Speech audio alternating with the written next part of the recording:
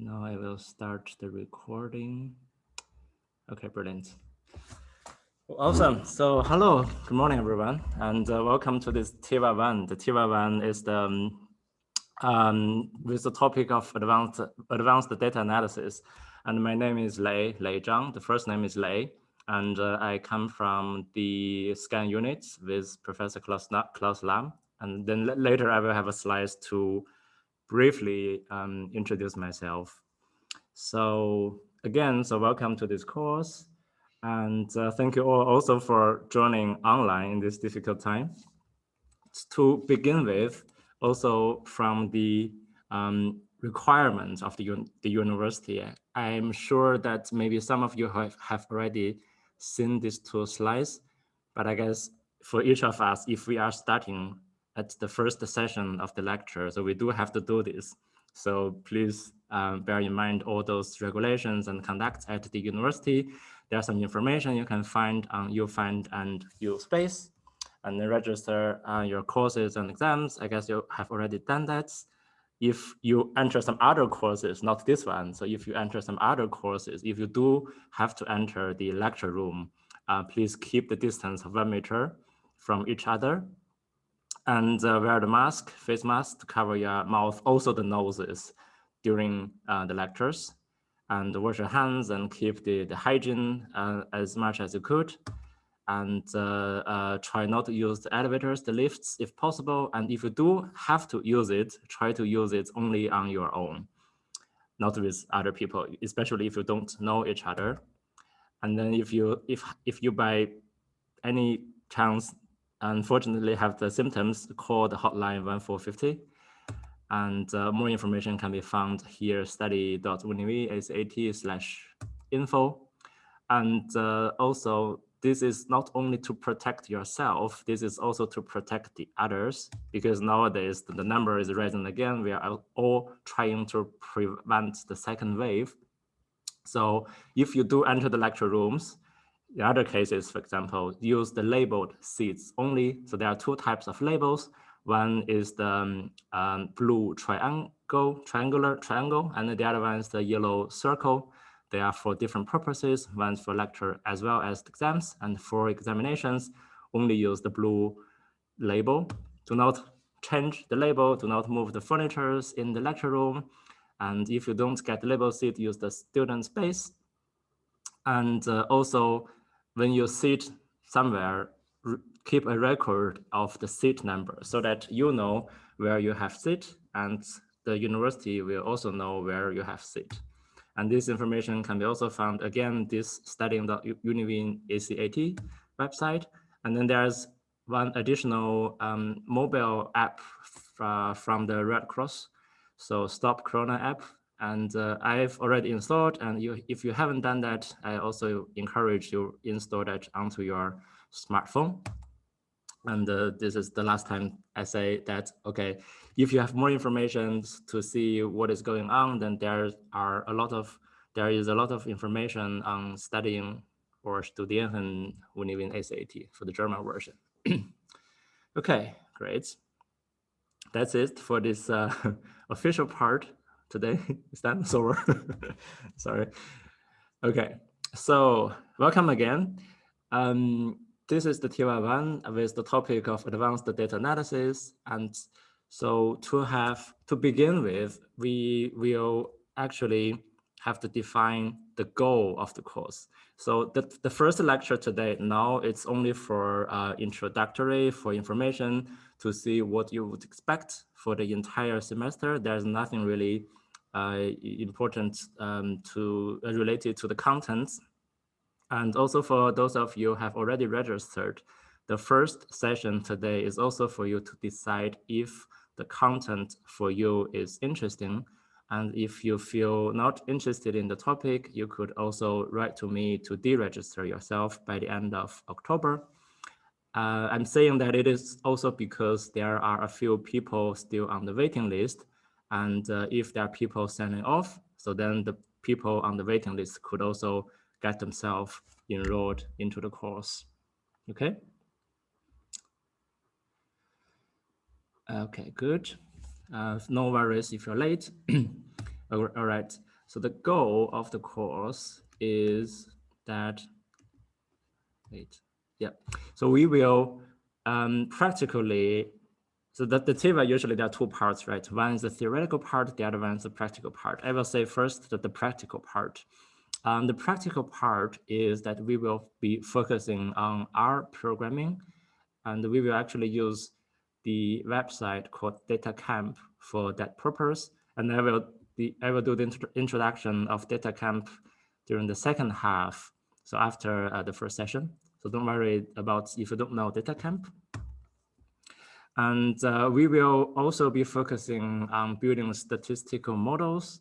And statistical model here, I mean two sense. One is that just simple statistical model. There's not something that assume a cognitive process.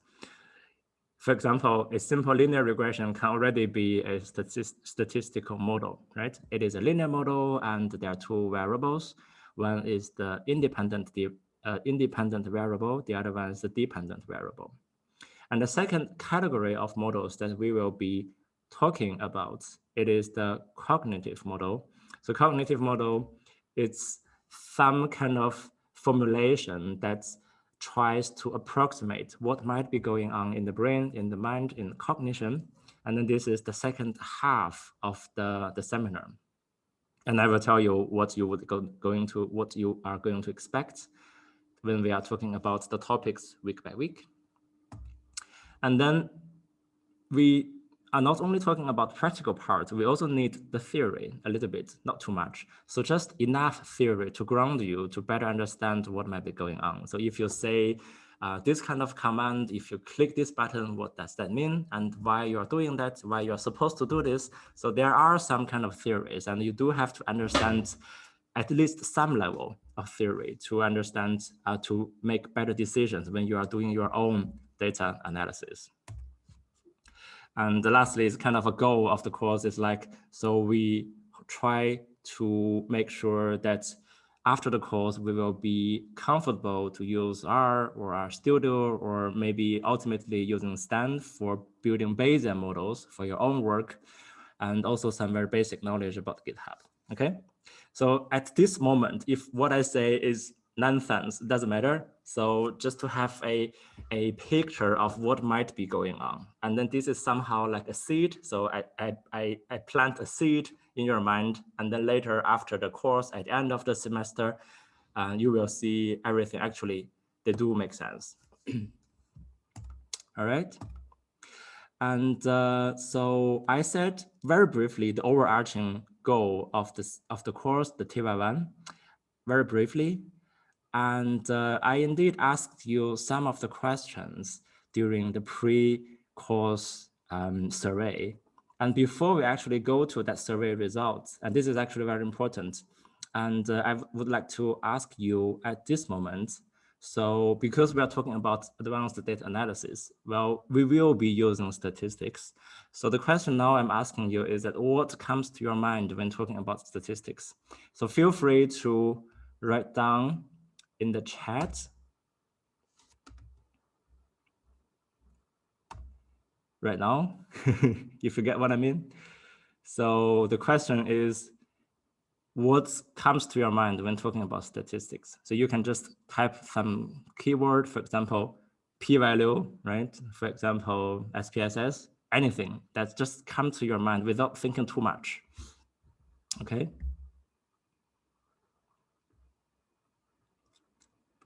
Okay, great, thank you. So I see a lot of responses. So probability, causality, T, statistics, p-value, ANOVA, basically this analysis, yes, and creating surveys and researches. But that's part of it, yes, ANOVA and data science, multi-level models, linear regression, and extracting relevant information from a greater pool of information. Yeah, that's actually the purpose of data analysis. We want to make sense of the data, right? Okay, understand data research, see patterns in data, yes. So everything's great, so brilliant. Stress how to analyze the data and with which program, yes, okay, great. Perfect, awesome. So let's take a look at what you have said. during the pre-course survey. And this is important. It is because a clear goal depends on your prior knowledge and expectations. So your responses is quite impressive in the sense that I sent to 20 plus 5 people. So 20 registered, 5 on the waiting list.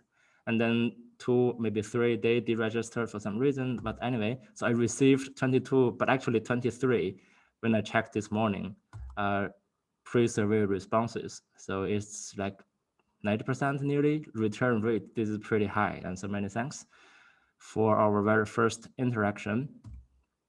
And so during the introduction, any spontaneous feedback, it is still welcome. But let's see the pre-course survey. So when I was creating the survey, I had a few questions in my mind. I would like to know your experience with statistics, as some of you have already listed in the chat box. So what does that mean when we are talking about statistics? And I would like to, I also wanted to know if you had known some programming languages and if you had some kind of basic knowledge or maybe concept or understanding of statistical models, cognitive models. And the second biggest purpose of my pre-course survey is actually to understand what your expectation is. So basically why you come to the course, right? And maybe you would like to learn some regression models. Maybe you have learned t-test, ANOVA in your master, in your bachelor, and now you want to learn something a little bit more advanced, because the name of the course is called advanced, even though it's actually quite challenging to define what advanced actually means. And also from the course description, I guess many of you have already realized that this will be focusing on Bayesian statistics, and this might be very new to many of you, and you might be interested in to learn what Bayesian statistics is and how and why that can be useful and helpful for your own research. And then the third kind of idea is perhaps if you're already doing some of the research, if you have read some of the papers, there is kind of an increase in the numbers of paper with cognitive models, computational models, and you might have heard about computational neuroscience, computational cognitive neuroscience, or maybe in general, just computational stuff, right? Computational biology, computational chemistry is all possible. Computational social science, computational linguistics, blah, blah, blah, okay? If they make sense or not, if they are just nonsense or buzzwords that people have tried to attract reviewers or grant reviewers. Okay, anyway, there are the papers. There are the sections called computational modeling. Maybe if you have never heard about that, then it might be challenging to read about it. So after the course, maybe you want to be able to read it, okay? And maybe some other people, you have already analyzed some kind of data in your own research, and you would like to write your own statistical model or cognitive model to better understand your data, okay? So those are some of the results that are summarized using this kind of a word cloud way to show the frequency. So the bigger the word, the more frequent that appears during the pre-course survey. So I first asked your knowledge of statistics. So basically everything is about statistics. And so the biggest one, the center, is about statistics or statistical. And I think it's quite surprising. Well, maybe for me, it's surprising that you actually rate your statistical level quite below average, because I would expect that in your master study, you would already have like average or maybe above average level of understanding or exercise. But maybe also I'm not entirely sure about the entire curriculum of the psychology study. So I'm not really sure what I would expect to see, honestly. So in the so I think there is something that I wanted to say. So here, this is very, very nice. So I asked to read the statistical knowledge, and then there are 1 or 2 people, they say advanced. This is brilliant. And I think you don't really need to take the course. And then say here, if you have taken other courses from Ulis, that's also good. And you want to learn maybe some Bayesian. Maybe you have already learned some nodes and Bayesian stuff. And SPSS, this is another big word. And then this corner is to say lacking some practice. I guess that makes sense because even though you have maybe heard about some kind of statistical analysis, but if you have never implemented that onto your own data set, there's always a gap, right? You know something, and then you know how to use it. So there's always a gap between these two. And perhaps we can try to bridge the two during this semester. Okay. So the second knowledge, the second question that I asked during the pre-course survey is about programming. And actually a lot of people mentioned Python. This is great. And this semester there is 1 or 2 courses also about Python. There's another one about R that I read from your comments. I didn't know about that, but I learned now. And so PsychoPy as well. And then the one I sent, this advanced calendar, is a short, a few pages, quite interesting introductory kind of course into R. And some of you have already heard about JASP. This is also very good. And if you don't know, it doesn't matter. And here some have already the advanced knowledge about R or other programming languages, which is great. Okay. So then the last one is about your expectations. Not surprisingly, in the center, there's a big word Bayesian. So this is because I guess nearly all of you are interested to learn something about Bayesian statistics. So here Bayesian, here statistics. And you want to improve and maybe understand cognitive models here, for example, and here also about application. You know the theory, and just as I said, you know something and then you know how to use it. This gap, we try to bridge them together during the semester. Okay, good. So we know each other briefly about what we know in terms of statistics, in terms of programming, and I also know about your expectations in this word cloud. Okay, everything's great. And now I will briefly talk to you the week by week schedule during the entire semester. So today is the first one. So I will just only do introduction and an overview. There will be no lecture, as I mentioned in the email, tomorrow. And then the next one is 14th of October, Wednesday. And from this date on, everything is on Wednesday, okay? Wednesday from 3 o'clock in the afternoon. And the second one, it will be about introduction to R/Python/MATLAB. This is a little bit interesting and a little bit out of track in the sense that why we are doing this. So this is because there are a lot of other seminars or courses, or maybe even TEWA. So maybe mine is about R, maybe you'll see others that use Python, maybe there's a third, something like that, using MATLAB.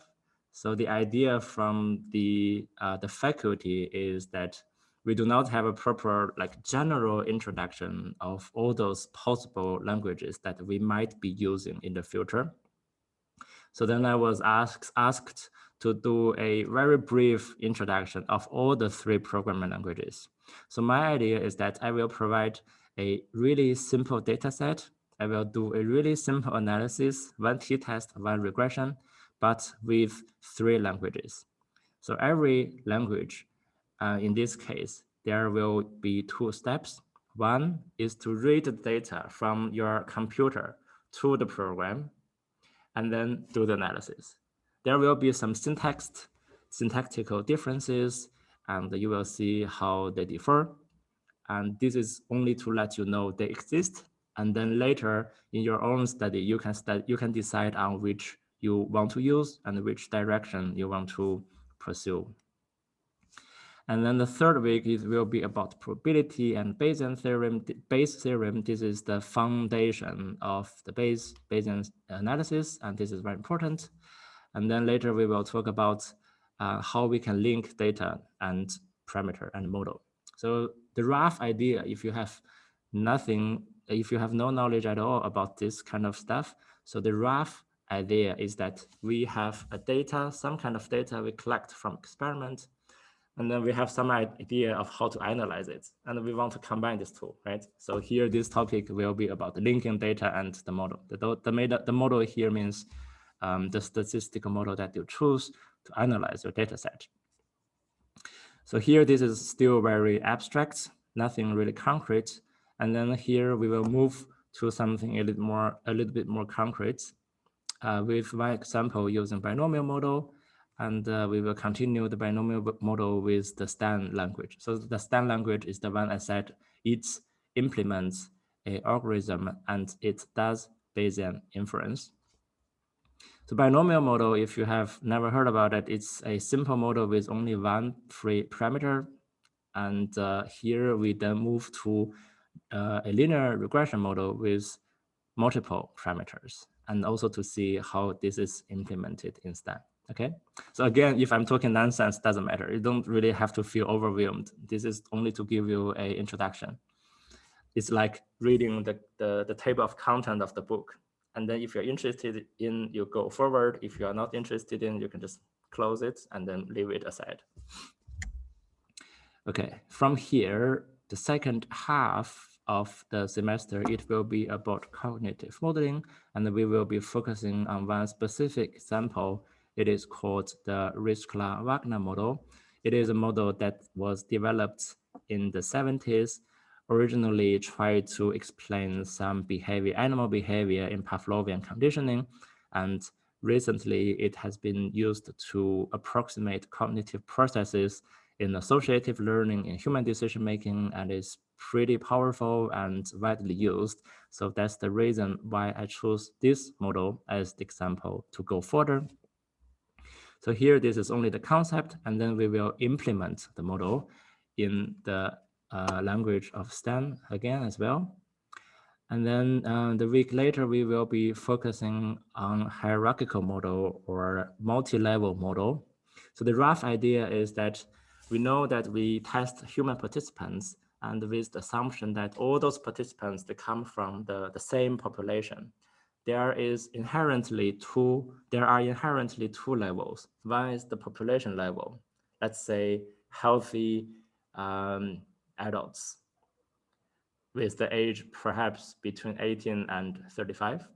So this is usually the age range that we are testing. The top level of the population, there are millions of people, or billions actually. And we test the actual participants, not too many, maybe 60, maybe 30, 40, if more, maybe 200, but not really a tiny fraction of the entire population. But anyway, the idea is that there are two levels. One is the top level population level. The other one is the lower level, the individual level. So usually when we are doing analysis, we try to analyze the individual level to infer the population level. But actually we can also combine these two together. So there is the information from the top, there is the information from the bottom, and then this can be combined with an approach called hierarchical modeling. And here from this week, there will be the topic about model comparison. So the rough idea is that there is a phenomenon. We try to explain it. So apparently, most of the time, there will be more than one types of explanations. One phenomenon, maybe two explanations. And we want to decide on which one is better. So then this involves a procedure called model comparison to decide on which explanation, which mechanism is best relative to the data that we have in hand. And then here, this one, we will have some practical stuff to give you some programming tips, maybe also debugging. And there is also a high performance computing cluster at the faculty, and I will briefly show you as a demo how this can be done. So basically how to run everything, not on, instead of running everything on your local computer or PC, but to run on the server, okay? And then lastly, we will have a summary to have the back overview to see what we have learned during the entire semester. And then finally, there will be one exam. I will tell you what that means, okay?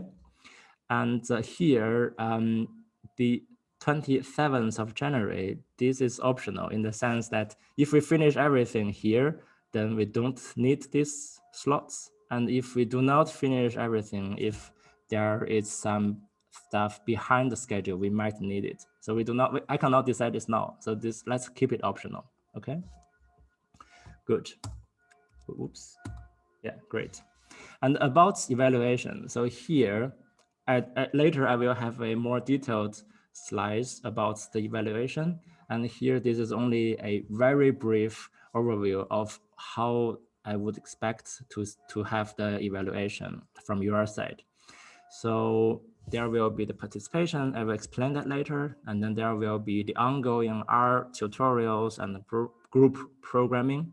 That's usually the second half of each session. So like for example, the second 1.5 hours today. And then there will be the exam, and then there will also be a final programming project. Okay, good. Are there any questions so far? Not questions about these three. So these three I will explain in detail.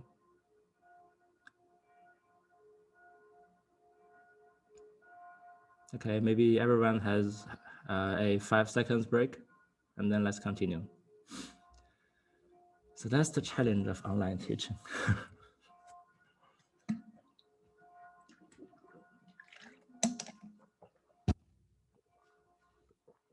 So far, so good? Okay.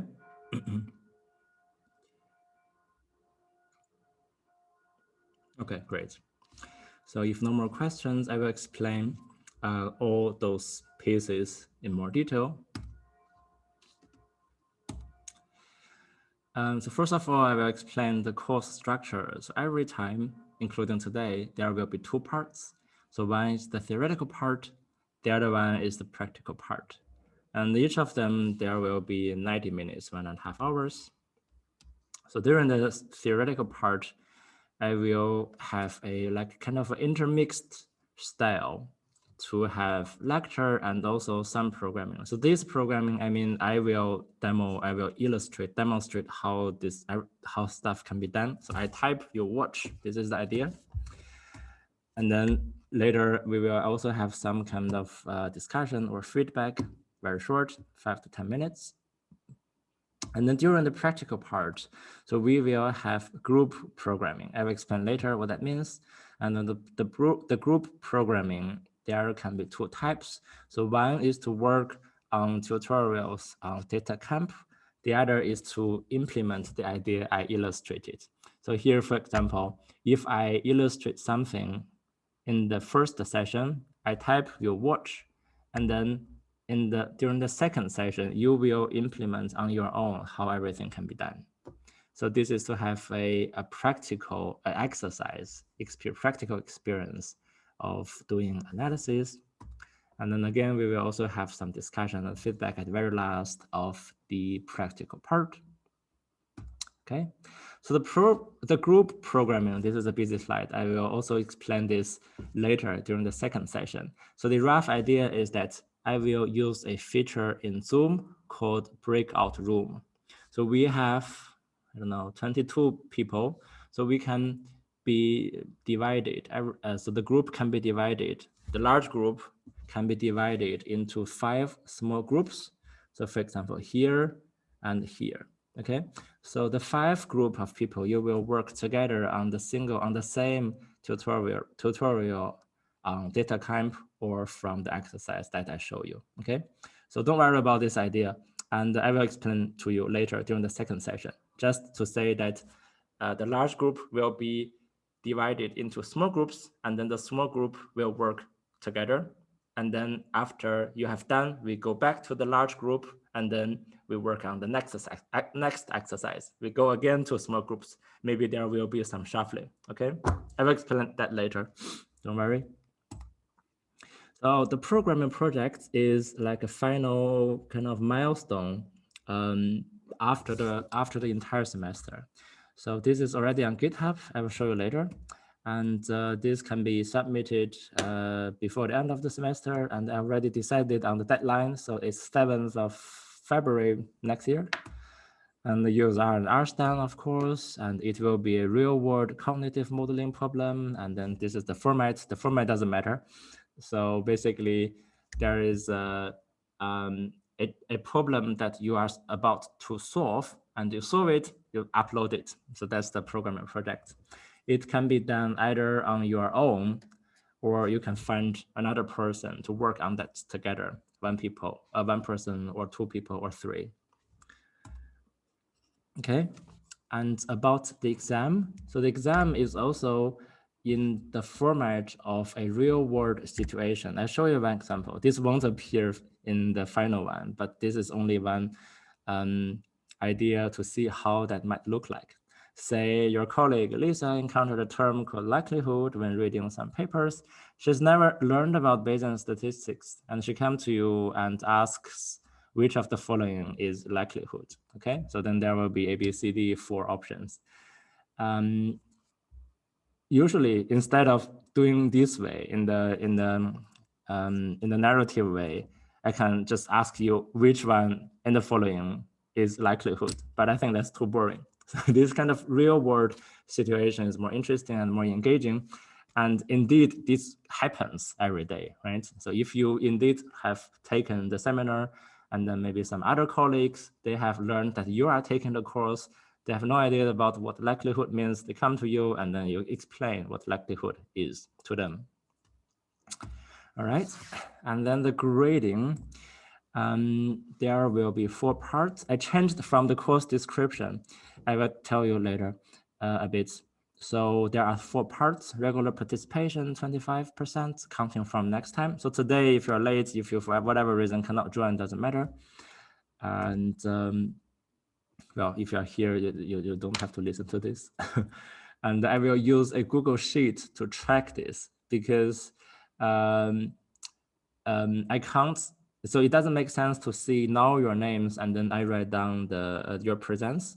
So the idea is that if you miss any session in the future, because everything will be uploaded, you can watch it. So after you watch it, you can now tick the presence on the Google Sheet. Just be honest, okay? So it's fine that you miss anything as long as you watch it afterwards. And then the regular programming tutorials like data camp. So the second half of each session. So this counts a lot, 35%. So please do pay attention to please do work on the exercise. And then the final programming project, 25%. And then lastly, the exam, actually only 15%. So there will be 10 multiple choice questions. And then this is the criteria. So if you want to get like sehr gut, so it's like 87%. So then there's other criteria. So to pass, to obtain the entire 8 ECTS, you will have to at least get 51% of all the scores. It's actually not too difficult because so here 25, here 35, this is already 60, right? So if you attend, if you do a lot of the exercise together during class, you will just basically pass, right? It's not too difficult. Okay, and here for this programming stuff, if you submit over after the deadline, there will be some deductions. So to make sure it's fair to everyone. Okay, and on the course description, I said there will be a review kind of thing. So I decided to remove it. And then I will replace that with the exam. So the reason is that there are indeed people from other disciplines like biology, physics, also sports science. So this is a little bit tricky for them to review paper from psychology. Okay, and then the exam will not be about psychology, just what we have learned, statistics and models. Okay, great. Questions up to this point? You can either type or just open your mic and talk.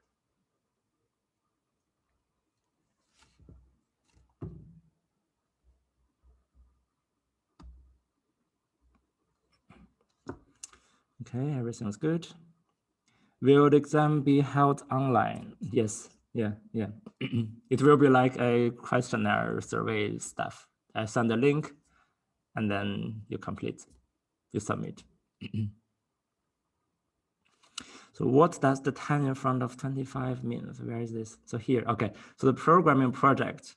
So I will give you the grade on the 1 to 10 scale, and then this will be multiplied with a 25% weight.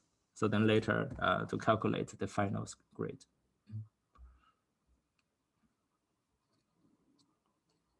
Any other questions?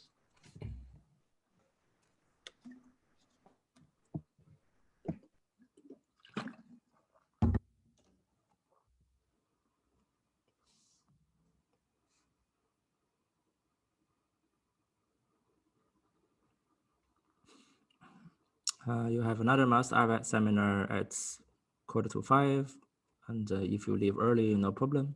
Yeah, that's all right.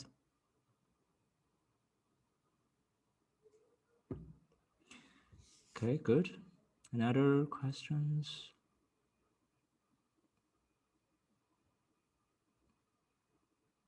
Everything's clear?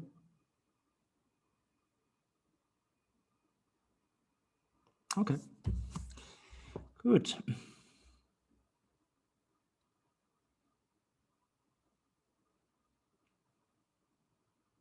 Yeah, so the program, you mean the second half, right?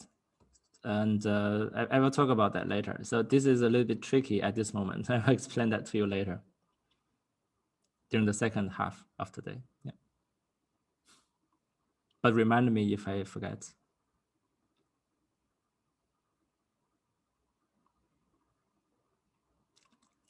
Okay, any other questions, comments? Everything's fine?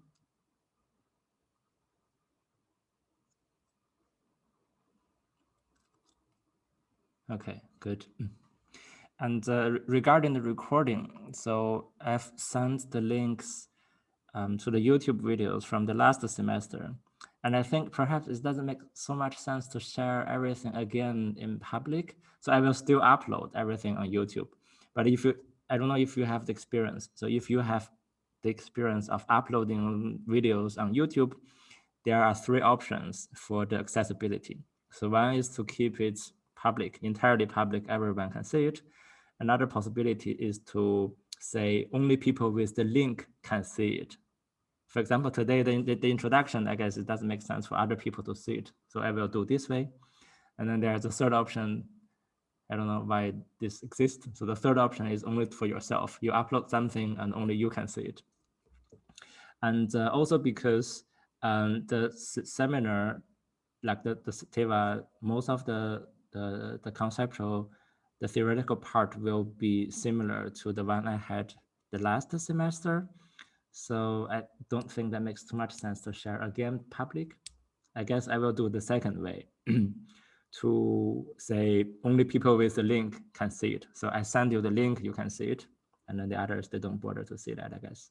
And if there are some new stuff, I will decide if I want to share it publicly or not. I think that's fine, right? If everyone's okay with that way. So there is a small difference, honestly, between what I'm doing now and what I'm doing a few months ago. It is because now the voice recording device is better. So I guess at the moment, what you are hearing me is like just me next to you talking, right? Because I have like a decent kind of more than decent device to capture my voice. So this is better. This is a lot improved from the last semester. All right. Are there any other questions, comments? No? Okay, so let's move on.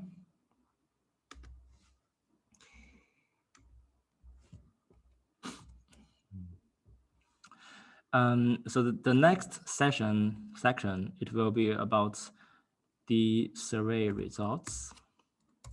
And I would like to show you the survey results because we are doing this and I don't want to keep everything just blind. And it's actually interesting to see what your peers are responding in all of the questions.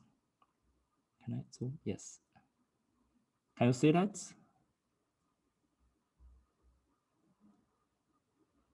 Yes, I guess. Yeah, cool. So there are 23 responses. The first question is, how do you rate your knowledge about statistical tests? So here I asked quite a few different types of the statistical tests. So one sample t-test, two sample t-tests, paired t-test, ANOVA, and a few others like Pearson's correlation, and here logistic regression, linear mixed models, and this chi-square test. So here the consensus is that no blue color, okay? No blue color. This one blue color, 3 people, but doesn't matter. So here that means at least most of you have already heard about most of the statistical tests, and some of you have already used that a lot. So the green color, also the purple, use it a lot in this case, for example, correlation. There's a very good sign that you all have some knowledge about statistical tests. And then the second question is, how to rate your knowledge about probability distributions? Probability distributions, why I was asking this question, it is because statistical or probability distributions, they are the central part of Bayesian statistics. It is because when you have the question, when you have the question to solve, you have the data and you have a package. So it's like a toolkit. You have multiple choices of methods you can solve the problem, but which one is the more appropriate?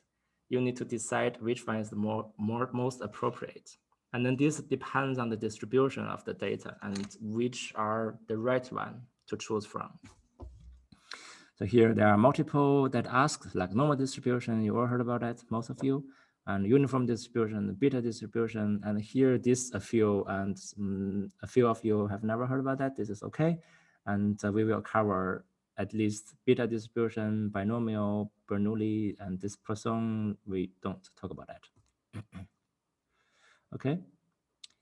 And here I asked what to use when pre-process the data, for example, cleaning, formatting, reshaping, and SPSS is a lot. And also here are a lot, 1/4 of people choosing that. And Excel also, and Python. So the Excel, so I have no objection to SPSS personally. I'm just not familiar with that anymore. I learned that as well during my bachelor study, but I don't use that anymore. But I have no objection. So here, Excel is a little bit tricky. So I'm not sure if you follow the news. So now in the UK, there's also nearly the second wave. And then there is a government report based on some analysis in Excel. And then there are lots of scientists, they say, why you are doing this in Excel? So this is really not right. So the reason is because that Excel, most of the time, it will convert the raw data to something else, not intentionally. So you do not want it to happen, but Excel does it. And this will sometimes change the entire nature of the data, which is not great. So the conclusion from my side is that, well, recommendation, you can still use it if you use it correctly, if you know what's happening. If you don't know it, then better not to use Excel. And then when analyze the data, again, mostly SPSS and then R and also some others. And here when plotting or visualizing, mostly also SPSS and then R. I guess this makes sense, right? If you do here cleaning and reshaping in SPSS, why not you change to R, right? I guess you do here and everything just SPSS, okay? Good. And other questions? Wait, sorry.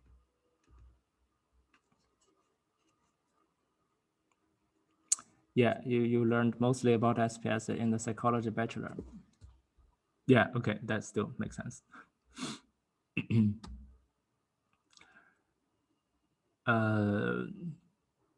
So I don't know what to say.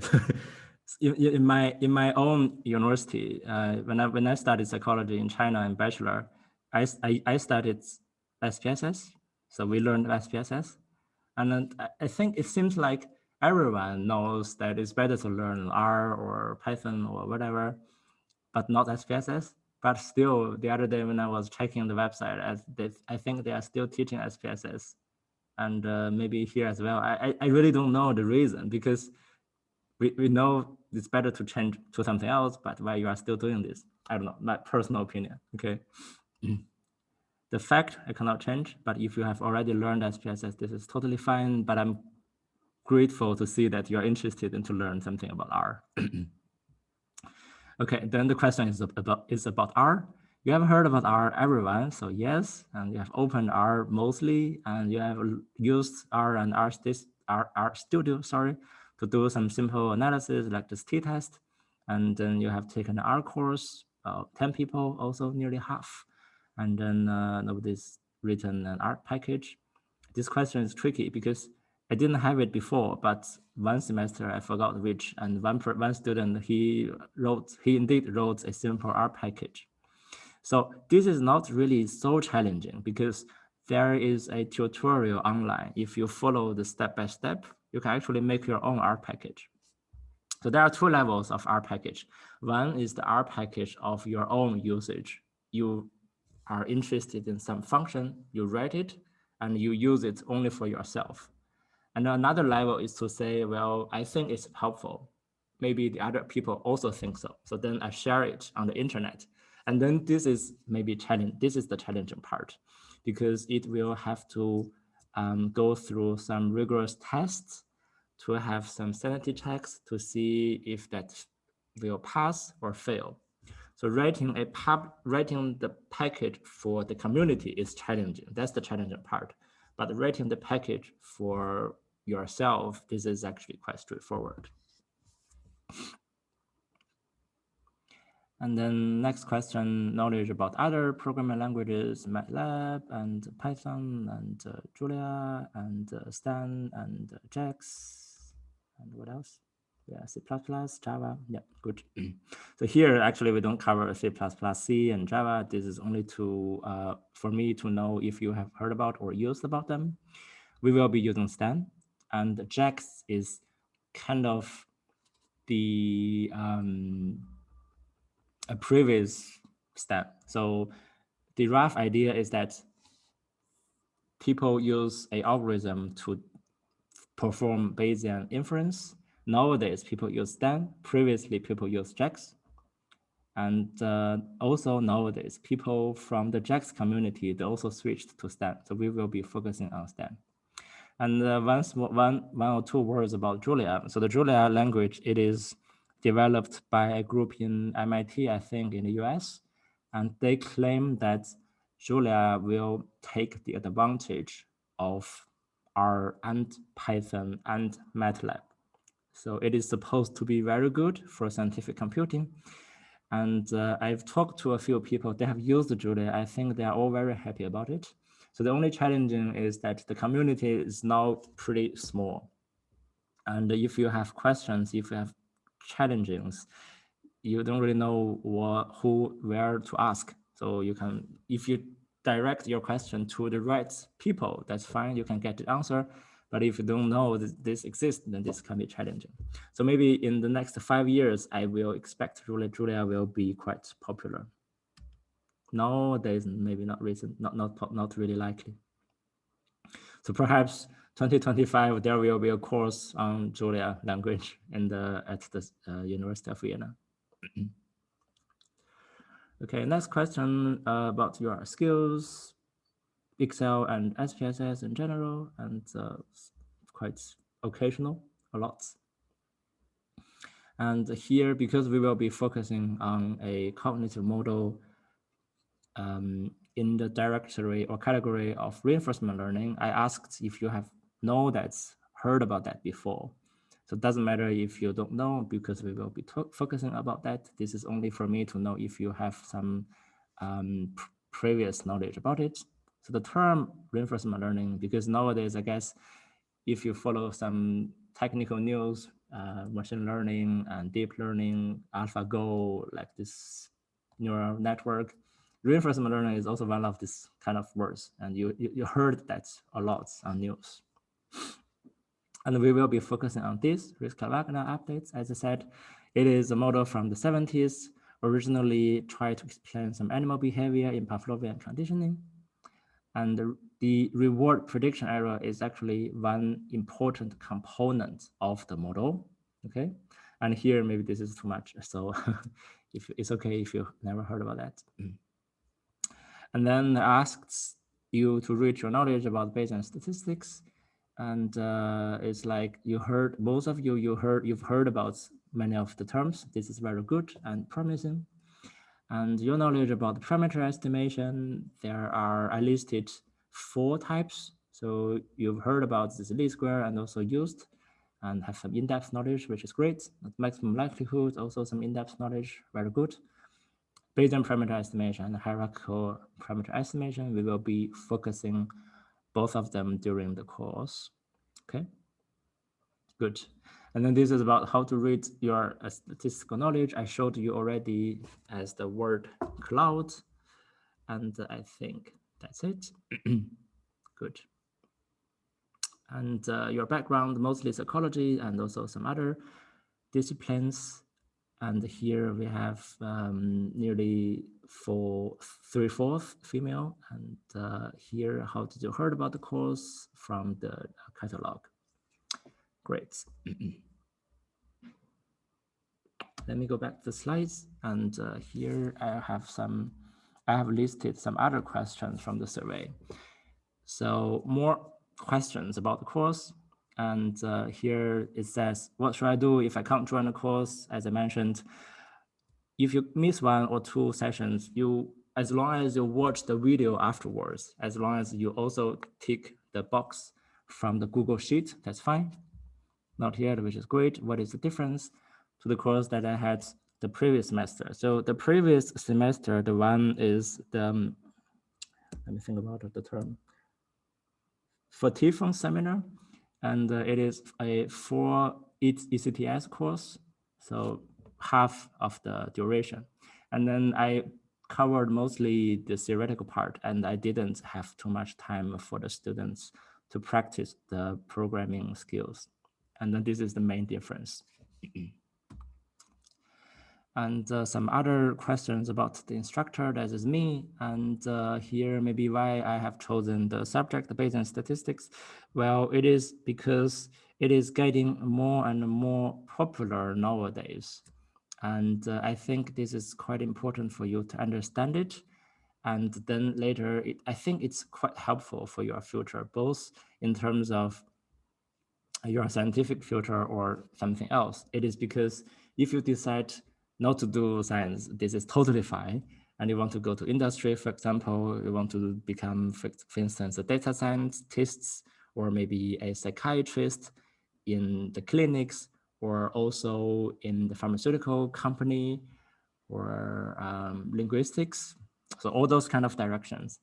And if you follow the literature, honestly, nearly all those different sections, not only scientific academia, so a lot of the other sections, they also use Bayesian statistics nowadays.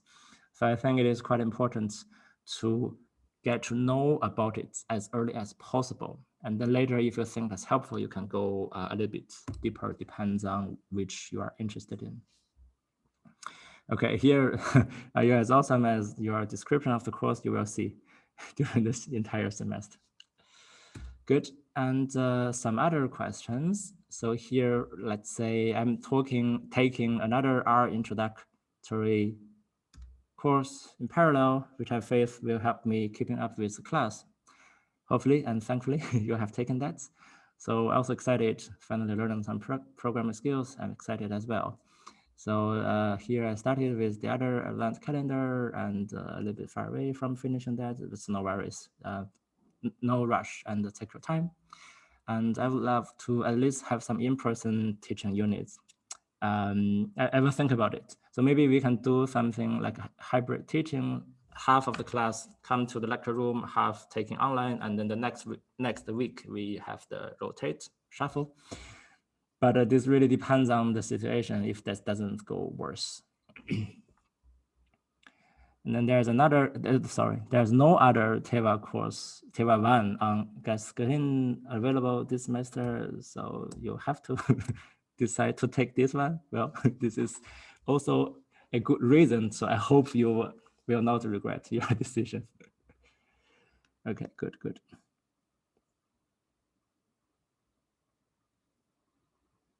Okay. Any other questions? I don't. Katya, what are you asking? You don't need what? In person. Okay.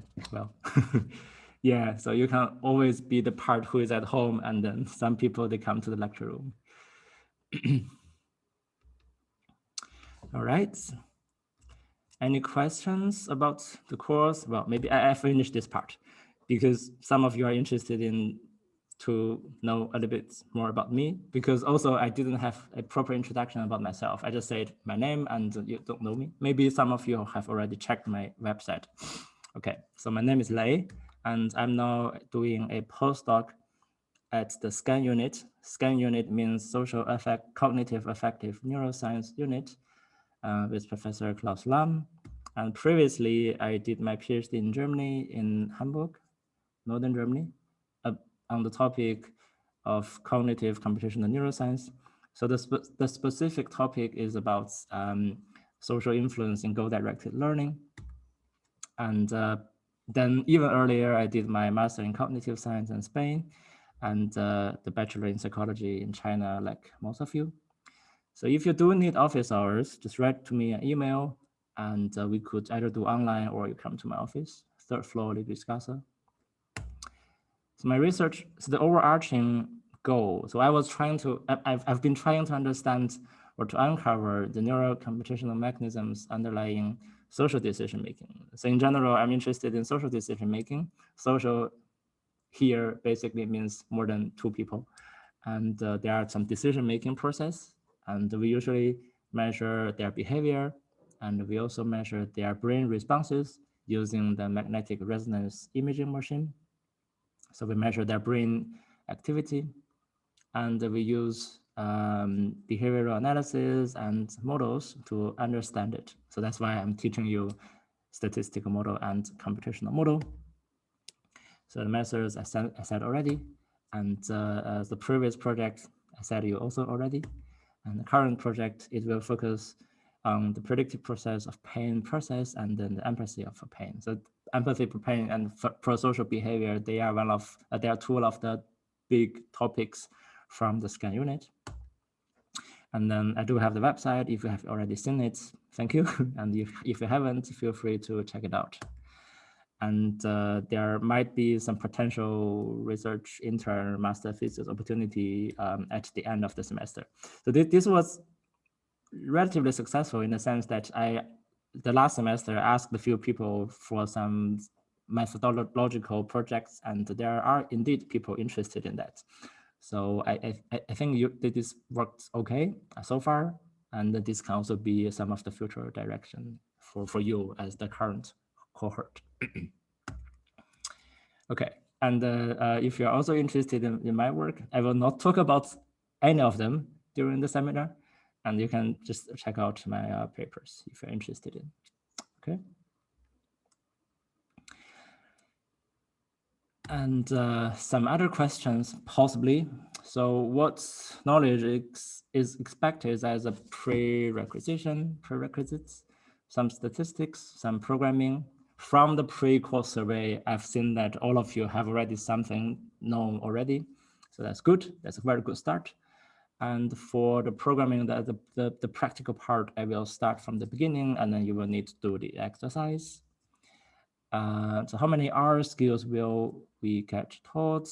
As much as I could, but fitting everything in one semester is difficult. But let's see, because different from, as I said, different from the previous semester, the TEWA allows me to have more time for practice. And then I think this is a big step to learn it better. And some other question can be that, well, is the course difficult? And this varies from person to person. Yesterday, I wrote to you the email that I found I'm aware of the fact that people have different levels of R skills. And I think what I'm teaching or the programming exercise might be too easy to some of you, but might be difficult to some other people. So try to have an open mind and help each other and be collaborative. So during the second half, I've explained the concept of group programming. So you will always work in a group, and then people who know more can just share their experience to people who know a little bit less. Okay. So from my experience, this can be demanding, can be overwhelming. But if you work on that together, I think we can overcome this challenge. Okay. And maybe you are interested in what do other people say. I wrote on the internet the course description that this course or seminar is obtained or received a commendation reward award from the SIPS Society, the Society for the Improvement of Psychological Science.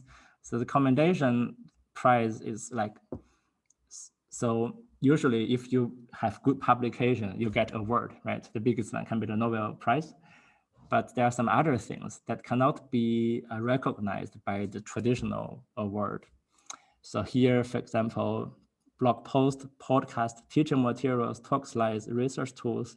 So how do you recognize this kind of achievements? And then the SIPS society, they are doing this. So I asked a few people who took my other course previously. So they nominated me, and I was fortunate enough to get it. And then I also shared the teaching experience online on Twitter. So after the last semester, after the final lecture, I shared the experience online, and it was quite well received. I think it has more than 600 likes on Twitter, and then also the YouTube. You have know that already. Good. Are there any other questions, comments?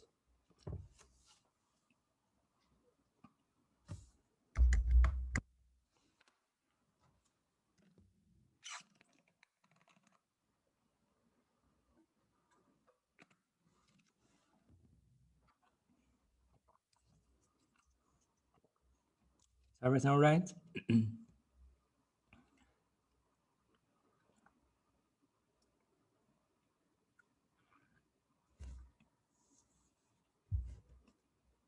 Okay, so far so good.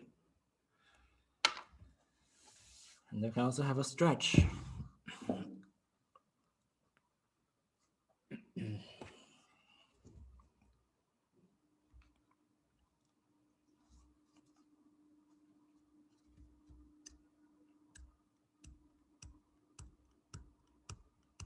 Oh, yeah, there are questions on in the chats window chat box. Will the course be on Moodle? No, because I will share it on GitHub. I will show you later. But for submitting the programming projects, it will be, I will create a submission portal on Moodle. So there will be something called TEWA 1 on Moodle, but most of the time it's empty because the stuff is on GitHub. And for the waiting lists, yeah, so I think at the current moment, there are 20 registered people and 3 on the waiting list. I think in theory, I can take 10 more percent. That basically means 2. I can take 22, but if I take 22, we're not taking 23. So I think I can ask the study service center, student study service center, and if they are okay, I will just take everyone.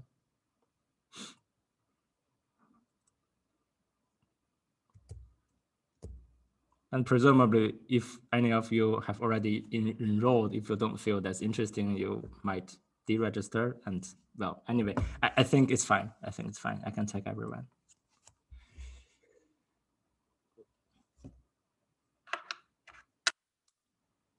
Okay, any other questions?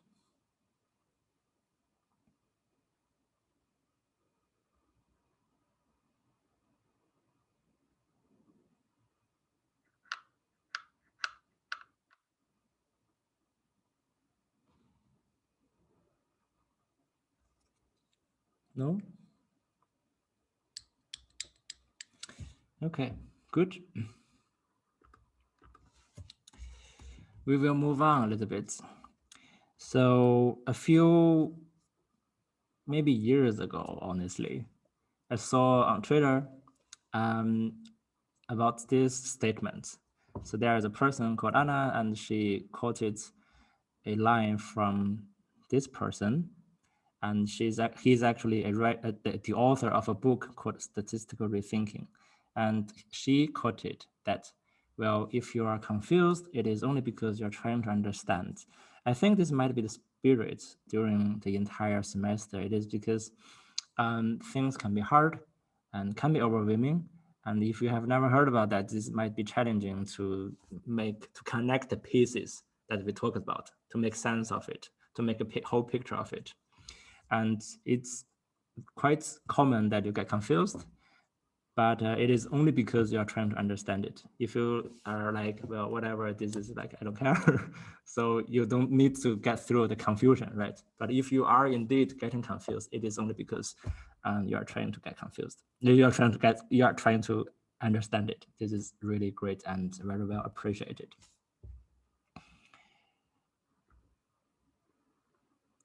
And then, ironically, the author appeared online. So he said, I do say this a lot because I'm also confused quite often. Well, this can be a sign that he's always trying to understand a lot of things and he's getting confused. Okay. There is a question, sorry, excuse me. Do you plan to offer TEWA 2 next semester? I don't think so.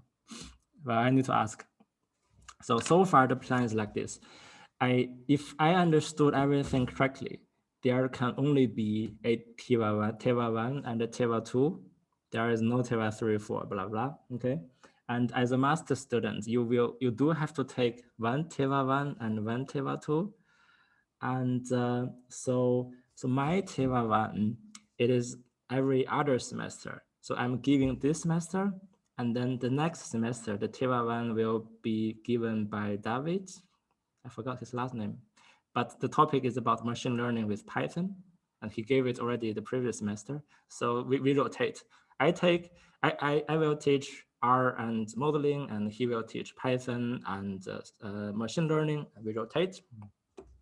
There is a TEWA 2 this semester by one of my colleagues, Isabella Wagner, and the topic is doing data analysis with, I don't know the software if she decided, but the topic is about analyzing functional neural imaging data, so fMRI data. And the next semester, I'm not sure what the TEWA 2 will be about, but I will ask. Okay, so this is the overarching plan. And so from the perspective of the faculty, we are trying to combine all those courses. So we are aware of the fact that so a lot of people, because the faculties are growing and a lot of people are teaching different things. So maybe I teach this, some other people teach that, and some other people even teach something really else. And we don't know what the other people are doing. So if you are not saying in the comments, I didn't really realize there's another person teaching R. So here the idea is it lacks a mainstream of the overall plan of teaching. So we are trying to change it. And in December, we will also have a meeting with all those professors to see how we can streamline all those teaching materials and contents. And then maybe we will make a better plan for the semester in the future. Okay. Also, for example, the Cognitive Science Hub, if you have heard about that. So some people from there, they also teach interesting things. Like there's a person, I forgot her name, and she's also teaching fMRI data analysis. And then there's another guy from Cognitive Science Hub, and he's teaching cognitive models in Python.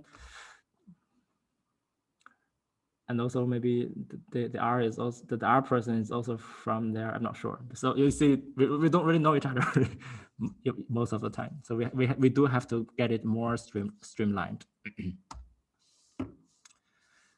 All right. Good. So I give you the time to ask, and then you have asked, and there's nothing else, I guess at this moment. And so how to get the most out of the course? So this is a question that you may just ask yourself, right? You come to here and you want to learn stuff. So how you can make use of the time here and to learn it well. So the course structure, as I said already, well, is like maybe 80 minutes mixture between theory and also the live demo. I show you how to program.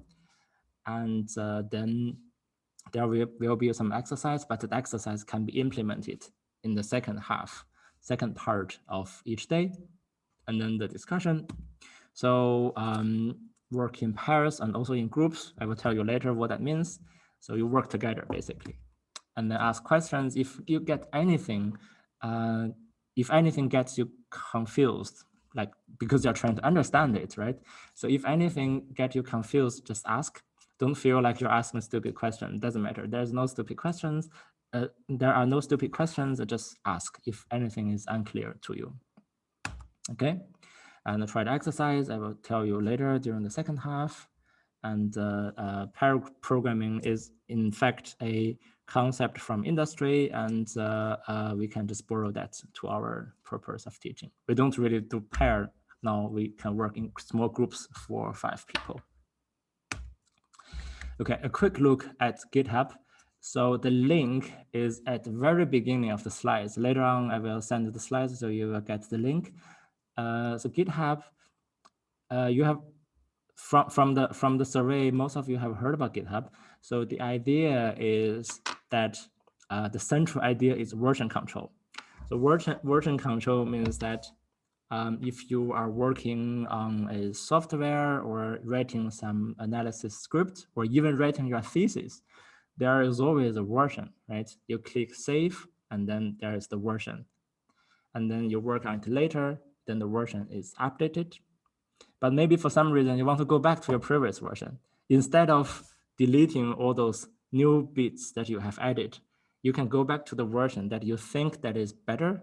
So then you retrieve the previous version and then you start working on that and forget about the new one. So the central idea is about version control. And this is also a place for sharing. So for the purpose of the teaching, I have created a GitHub repository. So every project you create on GitHub, it is called a repository. So I have created a GitHub repository for the TEWA 1 course. There are some folders containing the exercise and materials, and they are already ready to be downloaded. And after each session, after each day of the teaching, I will also upload the slides there on GitHub so that you can have all the materials. That's also the reason why we don't need Moodle for that purpose. And then to get all of the course materials, there is the green button called code, and you click and you can download, okay? So GitHub, maybe I will have another seminar next semester talking about only GitHub. We will not talk about GitHub here. So if you're interested, go to YouTube and find some tutorial videos to learn GitHub. We will not cover that. And actually, as university students, you will all get a professional account of GitHub. So I do encourage you to go and register and use your university email address to get one professional account. Okay, professional account, the advantage relative to more like standard account is that one, you will have more disk space, more repository space, and two, you can have private repository.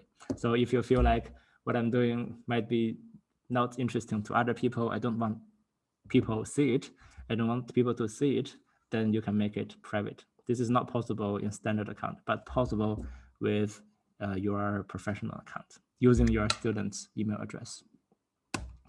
Okay, good. And as very lastly, I will talk you about some reading materials. They are not required. So I just give some suggestions and recommendations. If you're interested in, go ahead and read. So here, there are some books. So this one are in action. I will later send you the first 5 chapters from this book for you to have a start of R.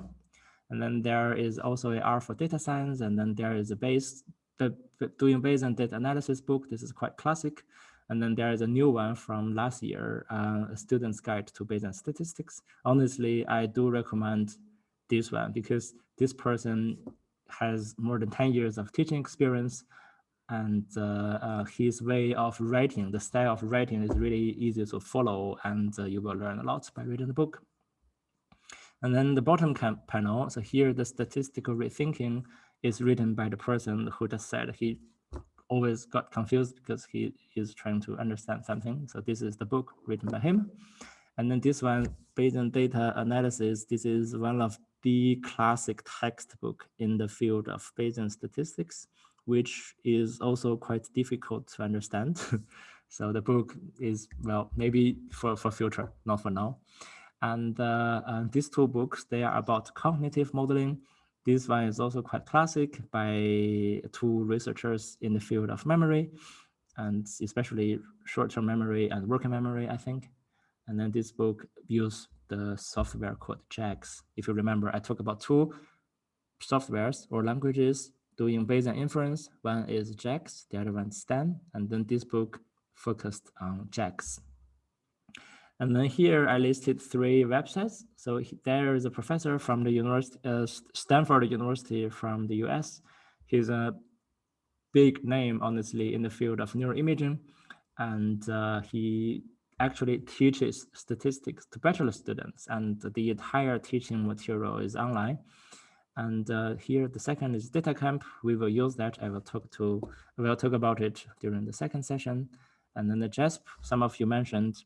So JASP is a free alternative relative to SPSS that performs Bayesian statistics. So, okay, so if you are already familiar with the concept of SPSS, you drag the variable from the table to another table that you are analyzing to decide which is the independent variable, which is the dependent variable. If you are familiar with this kind of analysis, JASP also does that. It has an interface. It will provide you an easy to follow procedure to specify the variables. It's free, and it does Bayesian statistics, okay? For example, Bayesian t-test, Bayesian ANOVA, Bayesian regression, or anything you name it, just can be done in the Bayesian fashion by JASP. So the idea is that usually if we are doing Bayesian statistics, we have to write down the model. But some other people, they're not interested in writing down the model. They just want to see the results. Fine. So just go to JASP. They write the model for you. You interpret the results in the correct way. So also, this means that even though you do not write your own model, you also need to understand the concept behind it. Otherwise, the interpretation might go wrong. Okay, good. So my personal recommendation is this book, as I mentioned, also this website from Ross project. And then this one, we will use it for the practical part. Okay, then one more time. Now, welcome to TEWA 1. Any questions?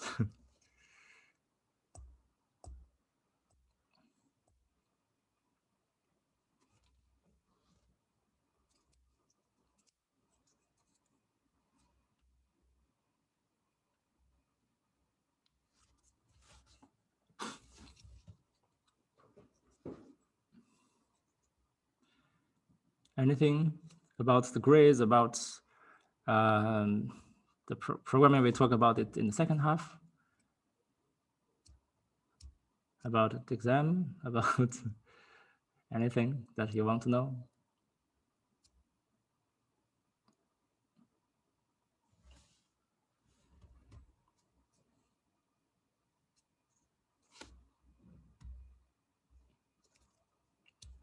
Will there be homework? Yeah, I will also discuss it in the second half. So the rough idea is we try to work on the exercise together during the class, but if you cannot finish it, you can do it afterwards. And then there is also a deadline involved. I will explain to you later during the second half.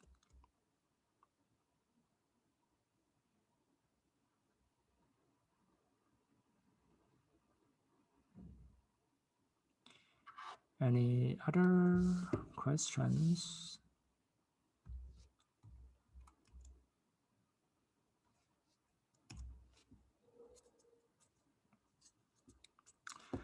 Okay, so I guess no.